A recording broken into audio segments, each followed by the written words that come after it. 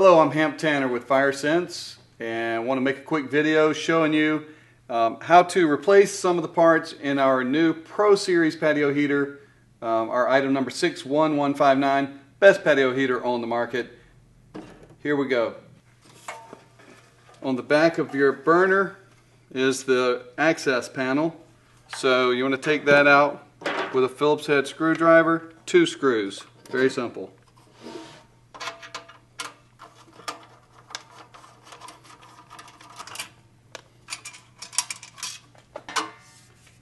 Now, in here you'll see that everything's connected.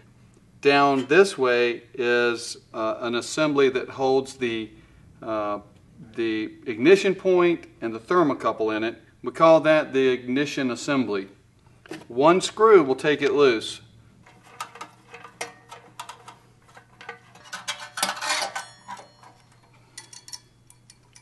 All right, this assembly has a screw with a lock or with a flat washer. I'm going to set that aside. Now on the inside here there is your igniter part and the thermocouple. Take this little box housing that protects these parts from damage. Just slide this back. Now I can access this on the thermocouple part, the brass fittings.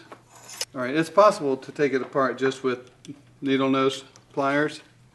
All you have to do is get this nut right here loose, and then you can unscrew it with your finger. This is the thermocouple.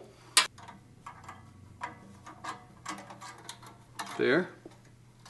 These connectors just pull loose with your hand. This is the old thermocouple.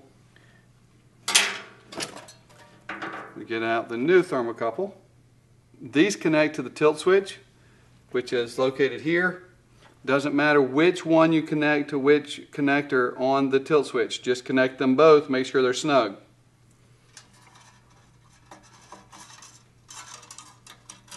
Two. Now I'm going to connect this part back into the gas valve.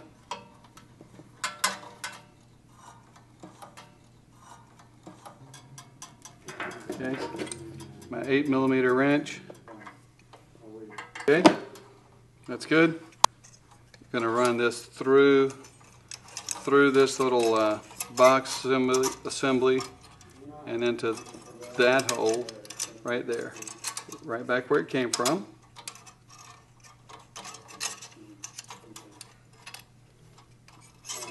You need to go back to the old one and take the brass nut off. So from the old one you've got your 2 brass nuts. Take one onto the thermocouple here, the new thermocouple, and this is going to be the one that's going to stop it. Screw it down.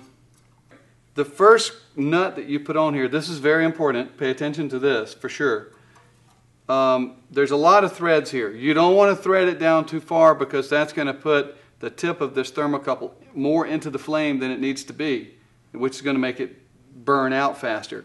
So what you want to do is leave yourself about 3 threads. You want to see about 3 threads. So that's about 1/8 of an inch here. Can you see that? All right, then put it through the hole. See where we are? Now I've got about 2 threads. All right, I'm going to give myself about 2 threads here for this nut right here that's going to hold it in place. Those 2 threads are all I need. Before I tighten it, come in close. You can see the relationship or the space between this spark igniter and this tip of the thermocouple, and that the thermocouple doesn't stick up beyond the top of this windshield.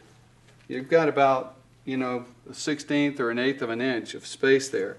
And then if you look from this angle, you don't see any threads above that nut. You don't need to see that. Now I can take my needle nose pliers and tighten that. Inside here, no threads showing. Can you see that?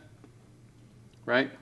That'll be the most effective way to reassemble that thermocouple so that this tip isn't too far into the flame and burning out too quickly.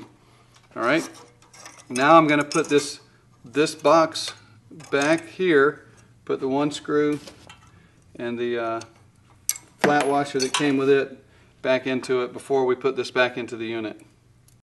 But before I stick it inside the unit, I need to go back to my other screw with the flat washer, put that through this hole that it came out of. Alright, now, see, I've got it, just gravity's helping me out now. Gonna go down, down, down to the hole in here. Get my screwdriver in place, line it up, and then tighten it. Alright, take the access panel, put this end in first. Might have to squeeze it a little bit. Make sure it is inside the mesh on this side and this side, and then replace these screws, which is probably the easiest part. And that's it. That's a new thermocouple in the burner unit.